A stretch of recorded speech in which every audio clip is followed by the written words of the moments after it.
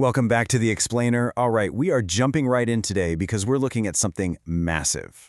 We are breaking down exactly how one of the largest insurance giants on the planet completely revolutionized their internal tech stack, and they did it safely and securely. Honestly, if you've been scratching your head wondering how on earth to deploy generative AI at scale without causing a total, full-blown corporate compliance nightmare, well, you're in exactly the right place.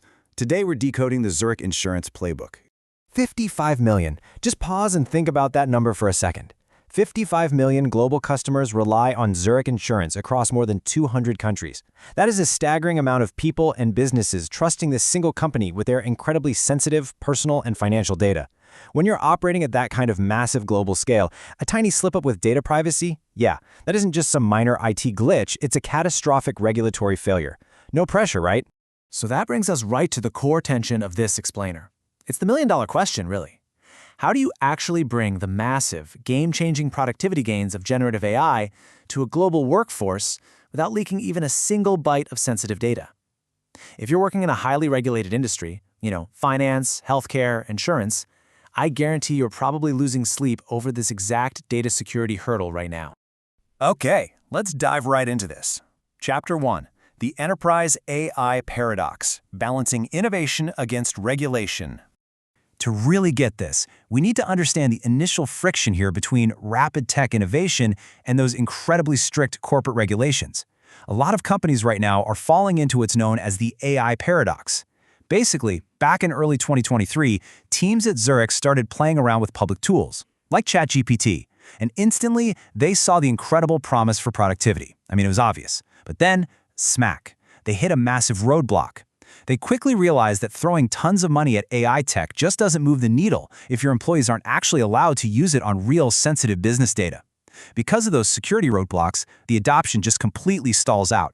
It's a really stark contrast when you look at it. On one side, public AI tools are kind of like a chaotic public square, or the Wild West. They're prone to data leaks, and there's just a total lack of governance. Imagine an employee innocently pasting a highly sensitive claims document into a public LLM. Poof! That data might just leave the company's perimeter forever. But then, on the other side, the needs of the enterprise are absolutely rigid. An insurance giant literally requires ironclad privacy, total explainability for the regulators, and perfectly governed, consistent access across its whole global workforce. So those two sides, they just do not mix. Which leads us to Chapter 2, Building ZuriChat, the Secure Solution. That kind of tension, it forces a big decision. And Zurich? They definitively answered this paradox by just stepping away from the public square altogether. They weren't just looking to build some cool new app to show off. Their overarching AI 360 strategy came with a really clear mandate. They want to become an AI-native insurer. To actually pull that off responsibly, they realized, hey, we have to build our own secure internal solution. And that cornerstone solution became ZuriChat. It's essentially an enterprise-grade internal AI chatbot. It's built to give employees that slick, consumer-grade experience they're used to at home, but totally wrapped up in bank-grade security. And let me tell you, they definitely did not hold back on the features. We are talking rapid-fire document summarization, which, as you can imagine, is absolutely crucial for those dense 100-page insurance claims. Instant translation across their global offices, deep internal content search, heavy-duty data analysis, and even coding assistance for their dev teams. And the absolute beauty of the whole shebang? It all happens completely safely inside a highly secure company-controlled walled garden. Not a single drop of data ever leaves Zurich's perimeter. All right, moving on to Chapter 3, Inside the Gen AI Lounge, looking at the architecture. So how on earth did they actually pull off this walled garden from an IT perspective? Well, Zurich built this really clever modular architecture that they call the Gen AI Lounge. Instead of just plugging directly into one single AI model and calling it a day, the lounge acts as this one unified global gateway. Through incredibly secure partnerships with heavy hitters like Microsoft Azure and AWS, they can tap into multiple large language models. But, and here's the kicker, all of that traffic routes right back through Zurich's central platform. That central hub handles the metering, the dashboards, the workload distribution, and most importantly, all those strict safety measures. It is genuinely brilliant because it gives their IT team total top-down oversight from just one central dashboard. But look, a super secure chatbot is totally useless if it just confidently gives your employees the wrong answers about internal company policies, right? That's exactly why ZuriChat is firmly grounded in truth. To do this, Zurich uses RAG, That's Retrieval Augmented Generation. In plain English, it means ZuriChat isn't just out there flying blind on its general training data. Before it generates an answer, it actively searches and pulls from Zurich's own proprietary internal knowledge bases. This ensures that the moment an employee asks a question, the response they get back is perfectly accurate, totally context-aware, and highly specific to Zurich's actual internal business rules. No hallucinations here. Let's shift gears a bit. Chapter 4. Scaling AI Culture and Driving Adoption. Because here's the thing, having an amazing technical architecture is really only half the battle. Adoption is usually where enterprise software just goes to die.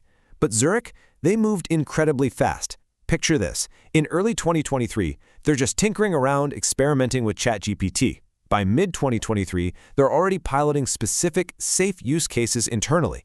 And then by late 2023, boom, full global rollout. But they didn't just drop this software on everyone's desktops, sent an email and walk away. No way. They actually spun up an AI activation task force. They offered continuous training, set up internal champions, and even created AI apprenticeships to help close the skills gap. They actively engineered a massive cultural shift to make sure people were actually using this thing every single day. Which brings us to our final chapter, Chapter 5, Future Enterprise AI and Tangible Business ROI. So what's the actual payoff for all this intense engineering and cultural heavy lifting? Well, it rolls out in these escalating benefits. Step 1 is pretty obvious. Massive productivity gains for the individual worker. They're just getting more done, faster. Step 2, severe risk reduction, because they've entirely prevented sensitive data exposure. Step 3 is that total cultural shift toward an AI-native workforce that we just talked about. But Step 4 is where the C-suite really starts paying attention. Because this isn't just about saving an hour here or there. It's about real financial impact. By empowering their team and syncing this up with broader AI initiatives like claims automation and underwriting support, Zurich is actually reducing claims leakage. And we're talking about savings of up to tens of millions annually in some areas. I mean, that is undeniable, tangible business ROI right there. And the crazy part is, they aren't stopping there. Looking out at the horizon, Zurich is already sketching out the next evolution of ZuriChat. They want to move way beyond just basic efficiency gains. Now they're exploring agentic workflows, meaning the AI won't just answer questions, it'll actually take complex actions on behalf of the user. They're also looking into much deeper integrations with their legacy systems, plus multimodal capabilities. So soon the AI might be processing images of claims and audio recordings, not just plain text. They are effectively turning AI into a really deep, hard-to-replicate competitive advantage. And that brings us to the end of this explainer. But before we wrap up, I really want to leave you with this final, somewhat provocative thought to chew on. Is your organization merely experimenting in the dark with public tools, just crossing your fingers and hoping for the best? Or are you taking the Zurich approach, actually building a secure, robust foundation for the future of your enterprise? Because Zuricho proves something massive. You really don't have to choose between cutting-edge innovation and strict compliance. You can absolutely have both, as long as you build it right. Thank you so much for joining me today to decode this playbook. Keep learning, keep building, and I will see you next time.